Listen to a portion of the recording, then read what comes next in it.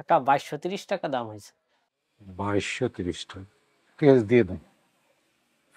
আমি ওই 2 দিন পরে এসে টাকাটা দিয়ে দেবো। কাকা আমাদের এখানে তো বাকি দেই না, ওই যে সামনে সাইনবোর্ড টানানো আছে তাই। আরে সেটা জানি তো, দেখছি তো আমি। আমি তো এই 4 নম্বর গলিতেই থাকি। আমি নিজে এসে দিয়ে যাবো, কোনো অসুবিধা নাই। আপনার আমি চিনি কাকা, কিন্তু মালিকের খুব প্রেশার, আমাদের বাকি দেওয়া নিষেধ। এই শুনো, ওই আমার ফোনে 500 টাকা ফ্লেক্সি করে দিও।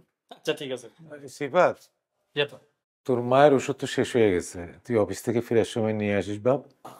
ঠিক আছে। ঠিক আছে মানে তুমি ওষুধ আনবা কোত্থেকে? তোমার পকেটে 1 টাকাও আছে? খালি কিছু বললেই ঠিক আছে।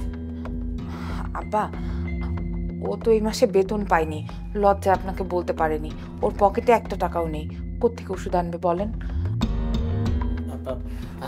আসলে এই মাসে বেতন পাইনি, আপনারে বলতে লজ্জা লাগতেছিল। আব্বা, ফয়সালকে বলেন ও ওষুধগুলো এনে দিবে না। ফয়সল তো তার মার মোবাইলে কিনে দিতে পারে না টাকা নাই বইলা।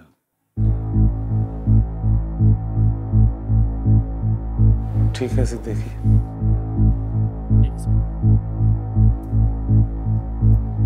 এই তুমি এরকম কথা কথা টাহা মিশা কথা কেমনে কও? আজব একটা ভুন্দা লোক। মিথ্যা কথা না বললে সংসারে আয় উন্নতি হয়? যাও অফিস যাও।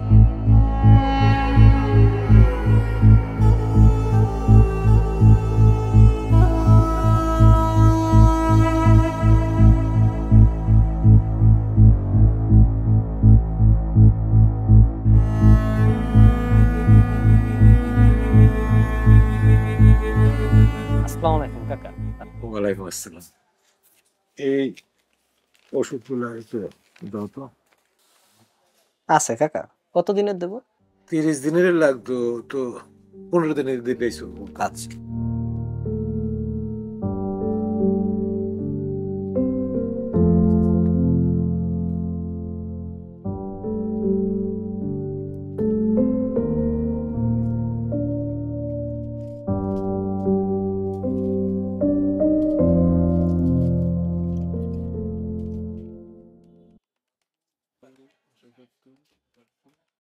কাকা 2230 টাকা দাম হয়েছে। 2230 টাকা? ঠিক আছে, দিয়ে দাও। আমি ওই 2 দিন পরে এসে টাকাটা দিয়ে দেবো। কাকা আমাদের এখানে তো বাকি দেই না, ওই যে সামনে সাইনবোর্ড টানানো আছে তাই। আরে সেটা জানি তো, দেখছি তো আমি। আমি তো এই 4 নম্বর গলিতেই থাকি। আমি নিজে এসে দিয়ে যাবো, কোনো অসুবিধা নাই। আপনার আমি চিনি কাকা, কিন্তু মালিকের খুব প্রেশার, আমাদের বাকি দেওয়া নিষেধ। সমস্যা নাই, আমি তো বললাম তো, আমি নিজে এসে দিয়ে দেবো, 2 দিন পরেই দিয়ে দেবো, তুমি চিন্তা করো না। আচ্ছা ঠিক আছে, 2 দিন পর মনে করে দিয়া যায়।